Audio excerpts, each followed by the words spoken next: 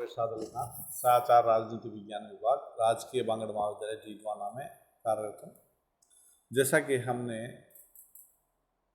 संयुक्त राज्य अमेरिका की कांग्रेस के अध्ययन में प्रतिनिधि सभा और सीनेट के शक्तियाँ, संगठन और रचना उसके बारे में अध्ययन किया, आज हम सीनेट के शक्तिशाली होने के आधार या कारणों का अध्ययन करेंगे। यानी कि सीनेट को विश्व का सबसे शक्तिशाली द्वितीय सदन क्यों कहा जाता है, इसके पीछे जो कारण है वो संविधान निर्माताओं की इच्छा थी। यानी संविधान निर्माता सीनेट को संघीय शासन प्रणाली की रीढ़ यानी बैकबोन बनाना चाहते थे। राष्ट्रपति द्वारा शक्तियों का स्वेच्छाचारी प्रयोग ना हो सके, इसके लिए सीनेट को कतिपय ऐसी शक्तियाँ प्रदान की गई ताकि वह निरंकुश ना बन सके और शक्ति संतुलन बना रहे। इसी तरह प्रतिनिधि सभा की मनमानी पर अंकुश रखने के लिए व्यवस्थापन के क्षेत्र में भी सीनेट को प्रतिनिधि सभा का समान पदीय बनाया गया और यह व्यवस्था की गई कि सभी प्रकार के विधेयक तभी कानून का रूप ले सकेंगे जब उन पर दोनों सदनों की सहमति हो जाए। स्पष्ट है कि संविधान निर्माताओं ने सीनेट को ऐसी संतुलनकारी भूमिका को रूप देना चाहा जो राष्ट्रपति और प्रतिनिधि सभा दोनों को अपनी सीमाओं में रख सके। उनकी इच्छा का यह स्वाभाविक परिणाम हुआ कि आज सीनेट संसार के सभी द्वितीय सदनों से अधिक शक्तिशाली है। प्रतिष्ठित सदन यानी सीनेट कानून बनाने वाले लोगों का प्रतिष्ठित सदन है। वह राज्यों का राजनीतिक इकाई के रूप में प्रतिनिधित्व करता है। आज की स्थिति में सीनेट के सदस्य राज्यों के प्रतिनिधि नहीं वरन समस्त राष्ट्र के प्रतिनिधि हैं। प्रतिनिधि सभा में स्थानीय हितों का प्रभुत्व रहा है, परंतु सीनेट में ऐसा नहीं है। इसमें द्वितीय सदन ने स्वभावतः प्रथम सदन की तुलना में श्रेष्ठ अर्जित की है और उसका सम्मान भी बढ़ा है। प्रभावशाली मंच राष्ट्रपति पद के बाद अमेरिका में सीनेट ही सबसे प्रभावशाली मंच है। राष्ट्रपति की ही तरह प्रमुख सीनेटरों के भाषणों और विचारों का और समाचार पत्रों में प्रथम पृष्ठ पर स्थान दिया जाता है। सीनेटरों के विचार जनमत को पर्याप्त रूप से प्रभावित करते हैं। सीनेटर सरकार की किसी भी धांधली, भ्रष्टाचार या अनियमितता को प्रकाश में लाकर जनमत को सरकार के विरुद्ध करने की क्षमता रखते हैं। इसके अतिरिक्त वे किसी भी रहस्यपूर्ण विषय पर कार्यपालिका से सूचना मांग सकते हैं। इसके फलस्वरूप सीनेट के प्रभाव में पर्याप्त वृद्धि हुई है। आकार एवं संरचना सीनेट का संगठन भी उसके सम्मान का एक सहायक तत्व है। प्रतिनिधि सभा में जहां 435 सदस्य होते हैं जबकि सीनेट में 100 सदस्य होते हैं।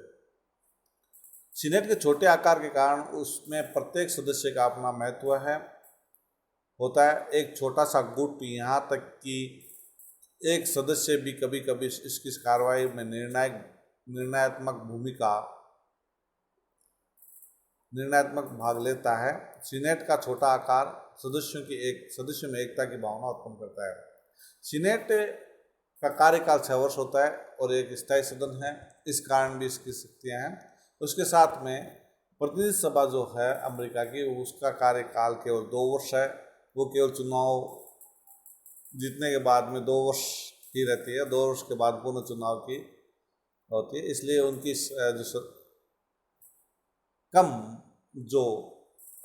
उनका कार्यकाल है वो प्रतिनिधि सभा को शक्तिशाली नहीं बनाता है, जबकि सीनेट स्थायी सदन है इसलिए उसको शक्तिशाली बनाता है। स्थायित्व और स्थिरता सीनेट के सदस्यों की अवधि 6 वर्ष की होती है, अतः वे पर्याप्त समय तक प्रशासन का अनुभव प्राप्त करके उससे कुशलता प्रदान करते हैं। प्राय सीनेटर दूसरी और तीसरी बार भी निर्वाचित होते रहते हैं और इस लंबी अवधि के कारण वे भारी अनुभव प्राप्त करते हैं। यह एक स्थायी सदन है। प्रति 2 वर्ष बाद इसके 1/3 सदस्य रिटायर हो जाते हैं।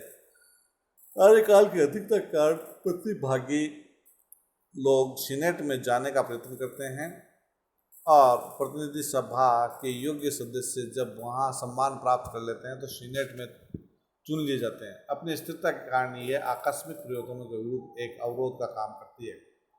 विशिष्ट क्रिया प्रणाली सीनेट की कार्य प्रणाली भी उसकी शक्ति का स्रोत है। सीनेट की कार्यविधि ऐसी है कि उसमें सदस्यों को बोलने का समय प्राय निश्चित नहीं किया जाता।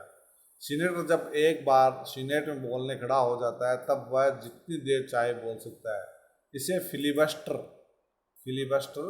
प्रथा भी कहते हैं। यद्यपि 1917 से ये नियम बन गया है कि सीनेट का 2/3 बहुमत किसी भी सीनेटर को 1 घंटे से अधिक बोलने से रोक सकता है, परंतु इस नियंत्रण का प्राय बहुत कम प्रयोग किया जाता है। भाषण की स्वतंत्रता ने सीनेट को पर्याप्त शक्ति प्रदान की है, क्योंकि इस सदन के द्वारा किसी महत्वपूर्ण प्रश्न पर स्वतंत्रतापूर्वक विचार किया जा सकता है।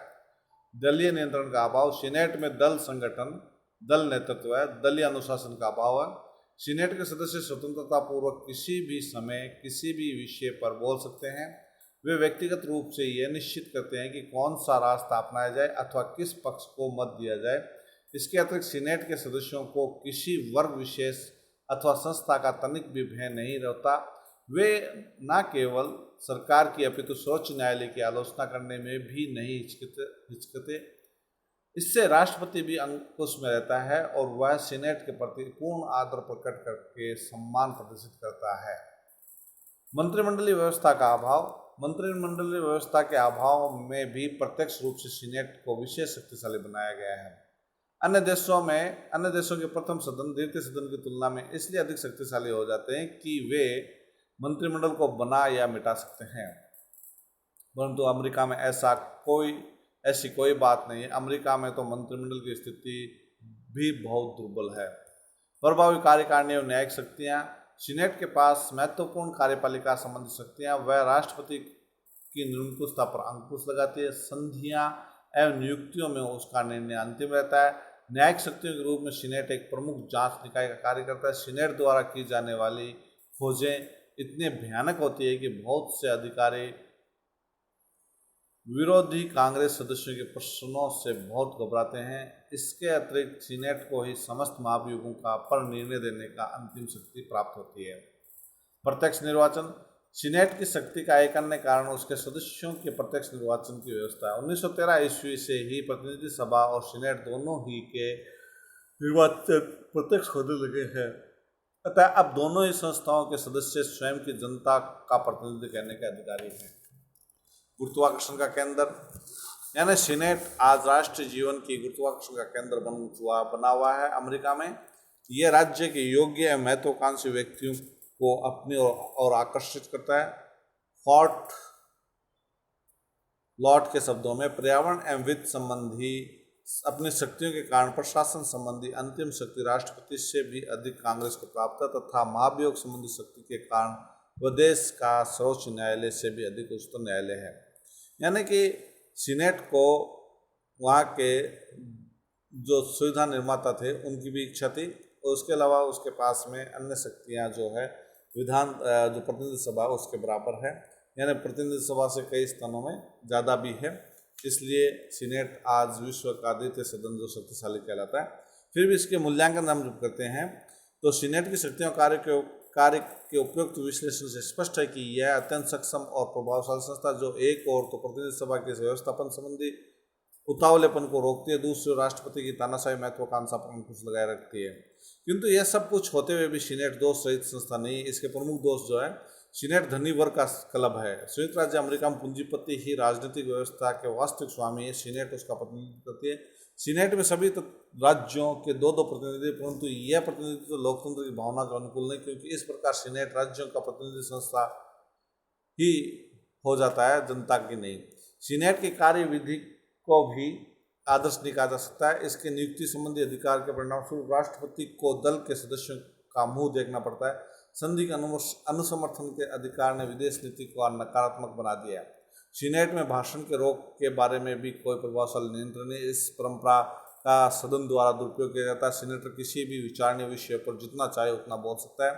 जब दोनों सदनों में किसी विधेयक पर गतिरोध पैदा हो जाए तो संविधान में ऐसी गतिरोध को समाप्त करने की कोई व्यवस्था नहीं की गई है।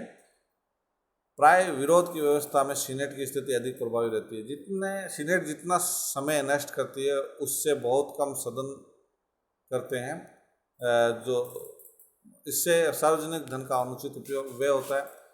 अधिकार होते हुए भी प्रशासन के संबंध में सीनेट का कोई उत्तरदायित्व नहीं है, जो अनुचित है। सीनेट के प्रति शिष्टाचार जैसी परंपरा को न्याय संगत नहीं कहा जा सकता। इससे सीनेटर राष्ट्रपति पर अनुचित प्रभाव डालने में सफल हो जाते हैं, और अनेक बार ऐसी नियुक्तियां भी हो जाती है जिसे योग्यता क्रम के अनुसार नहीं माना जाता है।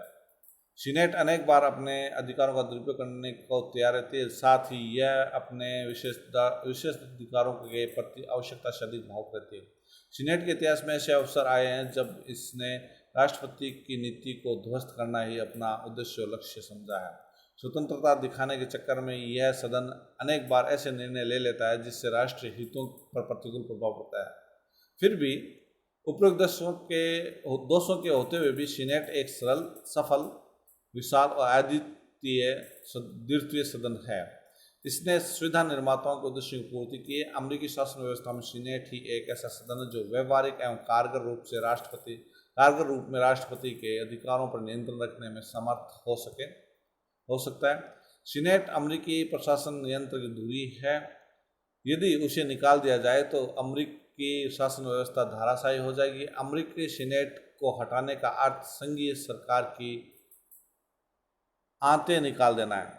सर हेनरी मैन के शब्दों में, जब से आधुनिक लोकतंत्र का जुआं चढ़ा है तब से जितनी भी संस्थाओं का जन्म हुआ है उनमें यही केवल एकमात्र पूर्णतया सफल संस्था रही है। न केवल महत्वपूर्ण मामलों में बल्कि सरकारी क्षेत्र की प्रत्येक छोटी से छोटी बात पर सीनेट का प्रत्यक्ष प्रभाव है। निसंदेह सीनेट विश्व का सर्वाधिक शक्तिशाली द्वितीय सदन है। आज इतना ही। इसके बाद में कल हम कांग्रेस की शक्तियों का अध्ययन करेंगे। धन्यवाद।